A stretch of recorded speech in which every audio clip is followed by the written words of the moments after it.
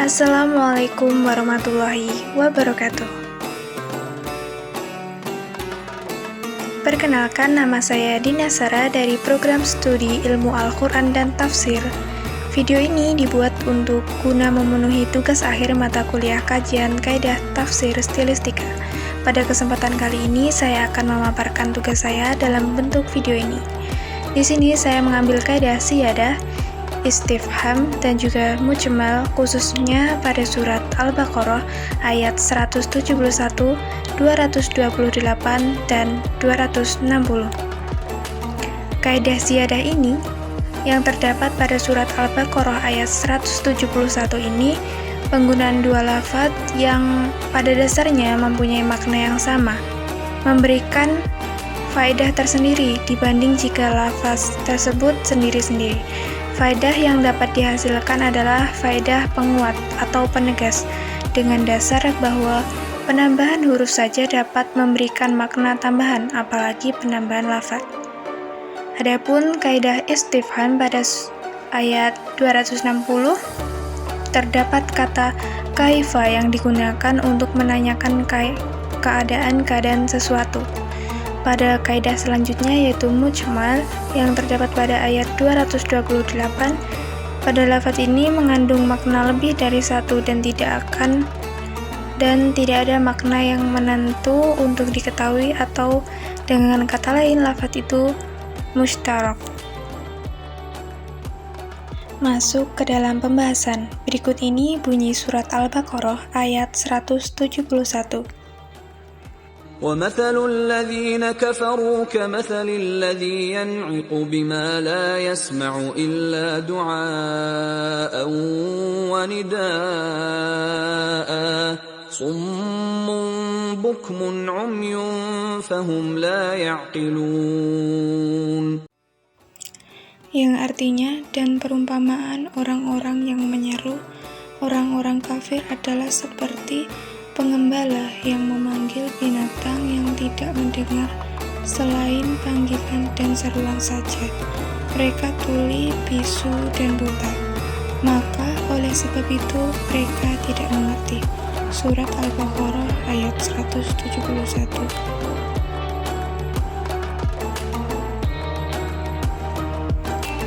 Dari ayat tersebut terdapat kaidah siyadah, yaitu contohnya penggunaan lafadz nada'a setelah kata da'a pada surat Al-Baqarah ayat 171 ini. Dalam penafsiran kitab Tafsir Al-Azhar jilid 1, dijelaskan penafsiran ayat tersebut sebagai berikut. Dan perumpamaan orang-orang yang tidak mau percaya itu ialah seumpama orang yang mengimbau kepada barang yang tidak mendengar. Pada bagian pangkal ayat 171 ini, meskipun ada nafas dalam diri mereka, meskipun mereka hidup, tetapi karena alat penerima tidak ada di dalam, segala seruan tidak dapat sambutan, kecuali panggilan dan seruan. Artinya, paraulah suara memanggil, koyaklah mulut menghimbau, tidaklah akan mereka pedulikan sebab mereka telah tuli, bisu, buta. Mereka menjadi tuli walaupun telinga mendengar, bisu walaupun mulut bisa bercakap, dan buta walaupun mata mereka bisa melihat. Mereka menjadi tuli, bisu, dan buta karena jiwa merekalah yang sebenarnya tuli, bisu, dan buta.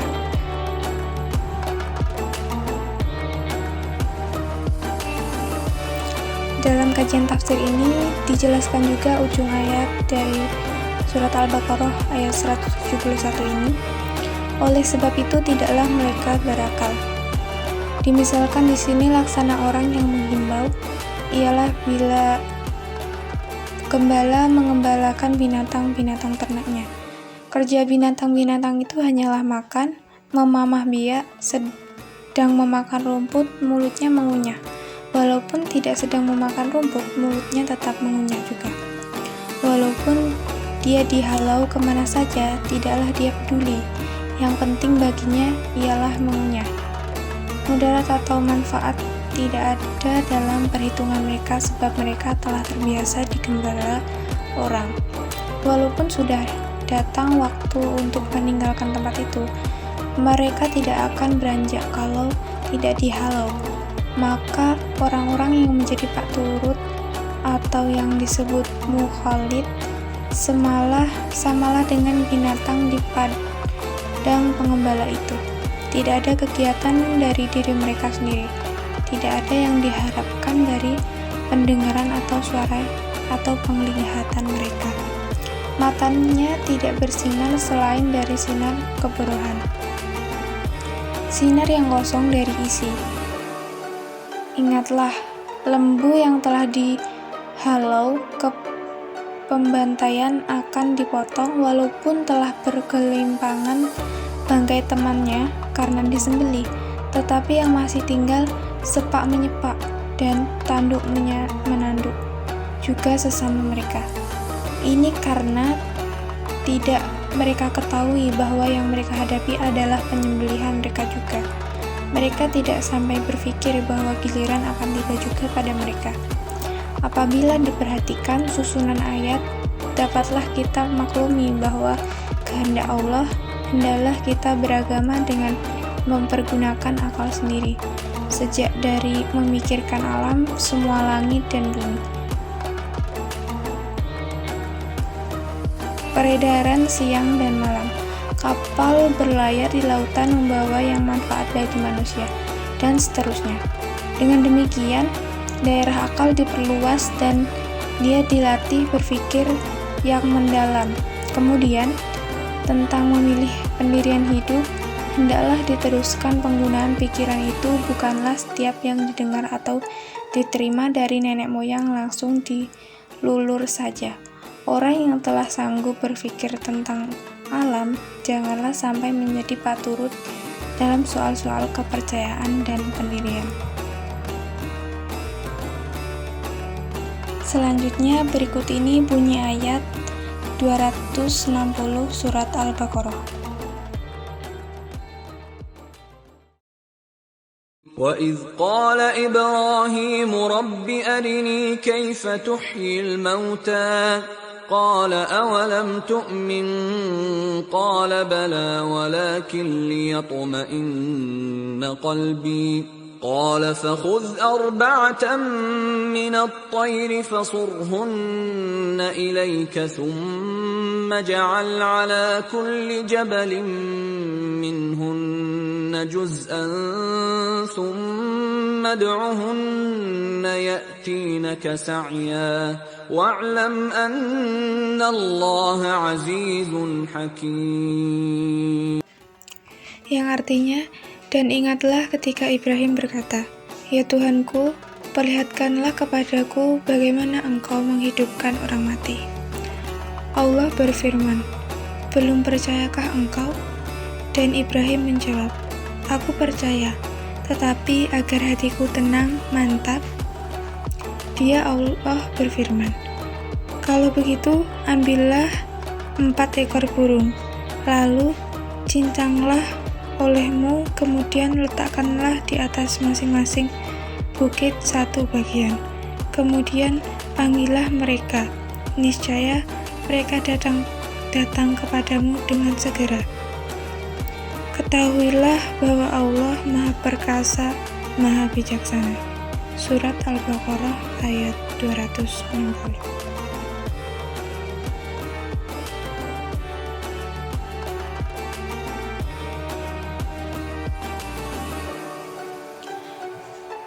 Pada ayat tersebut terdapat kaidah istifham yaitu kaifa yang digunakan untuk menanyakan keadaan sesuatu. Pada tafsir Al-Azhar jilid 1 dijelaskan tafsiran menjadi 2 bagian yaitu pangkal ayat dan ujung ayat.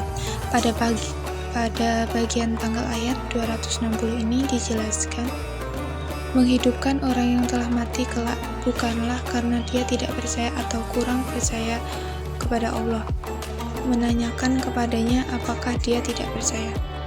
Bukan berarti Allah tahu bahwa belum percaya Ibrahim akan firman Allah. Pertanyaan Ibrahim kepada Allah yang demikian samalah dengan keadaan yang telah kita alami di zaman modern ini. Semua orang yang menaruh pesawat televisi di rumahnya sudah tahu bahwa dari tempat jauh kita dapat melihat rupa orang yang sedang bercakap atau menyanyi dengan melihatnya di layar televisi. Akan tetapi, ada pula orang yang mau tahu bagaimana seluk-beluk pesawatnya, sehingga dipelajarilahnya lebih mendalam lagi. Dia sudah percaya, tetapi dia ingin menambah pengetahuannya, sehingga derajat kepercayaan naik setingkat lagi. Maka diperkenankan Allah lah permohonan Khalil Allah Ibrahim. Berfirman dia, "Kalau begitu, ambillah 4 ekor burung dan jinakkanlah dia kepada dirimu. Kemudian letakkanlah di atas tiap-tiap gunung darinya sebagian-sebagian. Kemudian itu panggillah mereka, niscaya mereka akan datang kepada engkau dengan segera. Dan ketahuilah bahwasanya Allah Maha Agung dan Maha Bijaksana." Pada bagian ujung ayat 260 ini ditafsirkan sebagai berikut. Menurut tafsir yang umum, Tuhan memerintahkan Ibrahim mengambil 4 ekor burung, lalu diajari dan diasuh sehingga dia jinak, benar-benar dapat disuruh terbang dan dapat dipanggil kembali. Dapat kita umpamakan sebagai orang mengajar burung merpati untuk mengantarkan surat, sehingga kemanapun dia lepaskan, karena dia sudah diajar jinak, dia pun mesti kembali pulang juga. Kata tafsir itu selanjutnya, Allah memerintahkan menyembelih ke-4 burung itu dan mengocoknya jadi satu, lalu dibagi-bagi dan sebagian-sebagian diantarkan ke puncak gunung.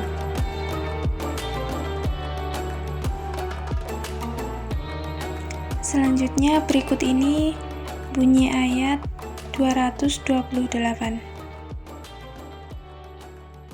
والمطلقات يتربصن بأنفسهن 3 قروء ولا يحل لهن أن يكتمن ما خلق الله في أرحامهن إن كن يؤمن بالله واليوم الآخر وبعولتهن أحق بردهن في ذلك إن أرادوا إصلاحا ولهن مثل الذي عليهن بالمعروف وللرجال عليهن درجة والله عزيز حكيم.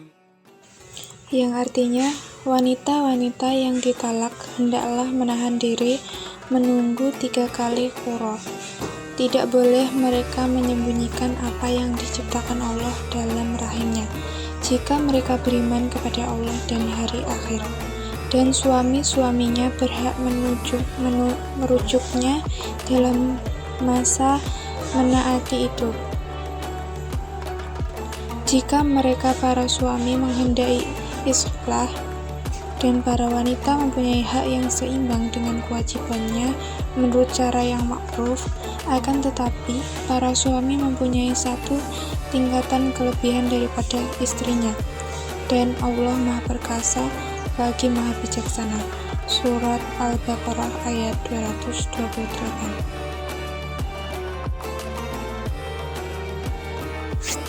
Pada surat ini terdapat kaidah mujmal pada ayat 228 ini.